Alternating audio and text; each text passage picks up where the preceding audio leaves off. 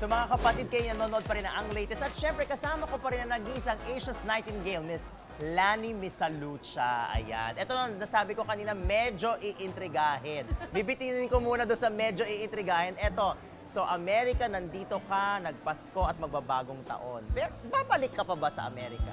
Babalik pa rin ako sa Amerika dahil unang-una, doon pa rin kami nakatira. Ang dalawa kong anak ay kasama namin doon. Nag-aaral sila doon sa Las Vegas. Hindi ko pa masabi na dito ba kami magre-retire. Hindi mo masabi talaga ang buhay. Pero hindi namin sinarado ang pintuan na uuwi na hindi na kami babalik. Talaga. Oo. So, ang swerte ni Miss Lani, mantakin ninyo, may binabalikan sa Pilipinas, Correct. may binabalikan din doon. Correct. Hindi nawawalan because talented. Pero hindi ka ba nahihirapan minsan pa nagpo-perform ka doon? Kasi syempre dito, mga Pilipino, napaka-appreciative at kilala ka na nila.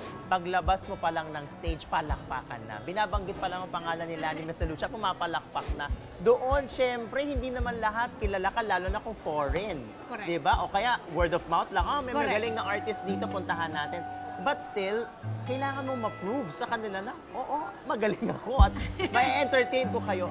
Yung na-experience naman namin din sa Amerika, nung nag-umpisa na kami, actually I was with the Society of Seven. 7 silang lalaki na Yes, performers, musicians sila, and they sing and dance and play instruments. Yung experience namin ng Society of Seven doon is may mga time na syempre, lahat kami Asiano. Brown ng mga skin namin. Correct. Alam mo yon. So somehow, ang hirap kung makikita lang kami sa poster o sa billboard na parang, it's an Asian show. Diba? Yun ang hirap doon. How are you going to invite Encourage them to really watch the show. Especially if we are not known. Merong isang okasyon na, hindi actually okasyon, nagpa-perform kami sa isang, ayoko na lang sabihin yung lugar, ano. So, kami ng Society of Seven, ano. So, syempre mga tao medyo, hindi naman rowdy, pero syempre umiinom. So, sinabi sa amin ng leader nung si Kuya Tony, Louis Vivar, sabi niya, Lani, ibanat mo na yung Nessun Dorma. Sinalang ako. Eh di, Nessun Dorma ako, parang, ting! Parang, tumahimik sila. Di pagkatapos noon, di parang, bravo sila. Tapos yun, nung sa isa na silang chumichika sa amin, come here, take this seat, marang ganun, parang, yung mga ganun lang naman. So, may parang may konting taas ng kilay, kumbaga. Oo. Pero kapag, syempre, pag pinakita mo na... Exactly. Pag napakita mo na, yun na. Shut the Chevrolet. Correct. Eto na ako. Oo. Pakitaan na, paandaran na ito. Parang Yun ganun. yun. In fairness. So talaga wala ka naman na parang you felt bad, na parang na-depress ka kasi you experienced that kind of discrimination o problema.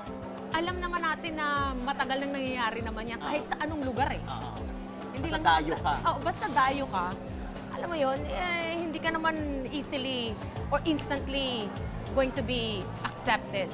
Ito na yung mga intriga. Ito na ba? Ito na? Ito yung mga intriga. Bago no. ka umalis ng Pilipinas sa ng Amerika, meron ka ba natatandaan na talagang ikinasama mo ng loob na intriga sa'yo nung nasa showbiz ka? Dito sa Pilipinas, before you left? Oh my gosh. Kung meron man, honestly, Wala kang maalala? talaga, wala akong maalala.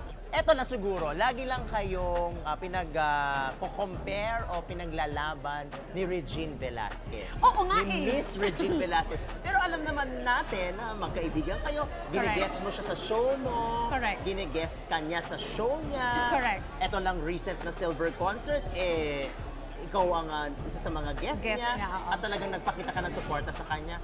Pero bakit hindi mawala-wala na lagi na lang kayo pinagkukumpara at lagi na lang kayo pinagkukumpete? Parang ano lang naman yan eh. Siguro kung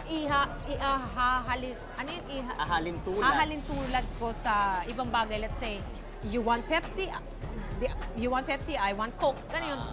And meron tayong mga sariling gusto sa buhay.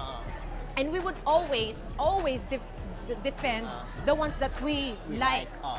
Pero Parang ganun lang pero yun. kayo sa inyong dalawa, napag-uusapan nyo ba? Siyempre, hindi nyo maiwasan, nababasa nyo. Baka minsan, baka nako-coach siya na hindi naman niya sinabi or may nag-comment about you, tapos about her, tapos di ba parang minsan nagkakaroon ng gap? Nagkaroon ba ng chance nagkaroon kayo ng gap ni Miss Regine? Ito lang yung naalala ko. Parang merong lumabas sa dyaryo, misleading Na article. article. So I just told her, if ever meron kang mabasa, dahil meron lumabas na ganito, because I already read it, it was never meant that way.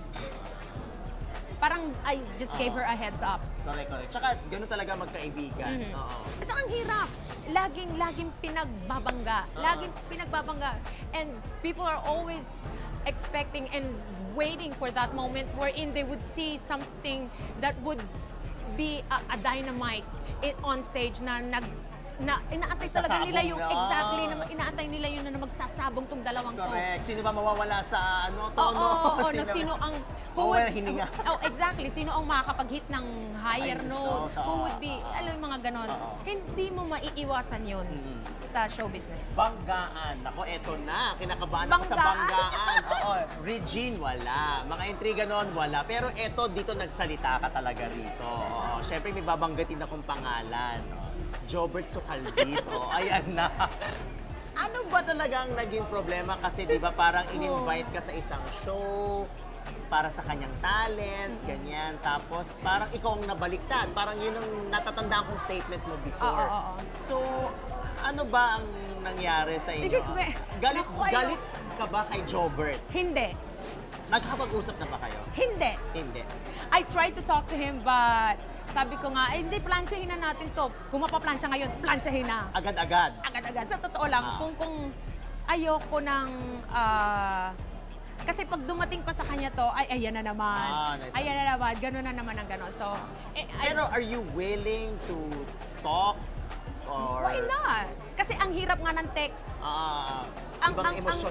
Oo, ang text, you may... just like a painting, you may interpret it in 1,000 ways. Ganon rin sa text. Pag nilagyan mo pa ng emotion, whether it be a galit or a galit or a positive one, it would be just pretentious. So I'd rather not feel anything at all. Eto pa. Naku, eto isa pa. Isa pang issue. Eto naman, parang chika-chika lang naman. Oo, ano? Kasi di ba, syempre, every time na bumabalik ka dito sa Pilipinas, sinasabi nila, nag-iiba ang itsura mo. Oo. Ayan ang sinasabi nila. Ako, honestly, ito pinakamaganda mo. Pinaka-blooming ka ngayon. Ako talaga, promise yon. Pero, ano ba? Kasi dapat lagi nang Oo. tinatanong mo. Ano Oo, na, laging may tinatanong. pinagawa ba? Laging tinatanong, oo. Meron bang adik ka na ba sa pagpapagawa? Yung mga ganyan. Ano, meron ba talaga? Dahil dyan, bibitinin muna natin yung katanungan na yan. Binitin ko pa talaga sa pagbabalik ng Ang Latest with Miss Lani Misalucha.